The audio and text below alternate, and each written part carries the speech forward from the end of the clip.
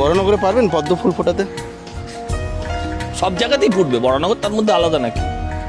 যেখানে যত তৃণমূল সেখানে তত অত্যাচার, সেখানে তত ব্যভিচার, সেখানে তত অন্যায়। আর মানুষ সুযোগ পেলেই অন্যায়কে দেবে উল্টে।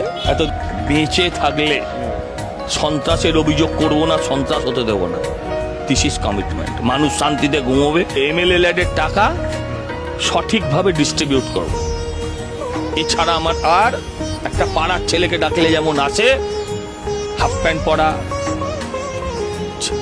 ট্রাউজার পরা ছেলে যেমন দৌড়ে চলে আসে, আমাকে ডাকলে এটা বলতে পারি 24 ঘন্টা ফোন ধরবো, এখনো ধরি, তখনও ধরবো, এটা বলতে পারি। এটাই কমিটমেন্ট, এছাড়া কোনো কমিটমেন্ট।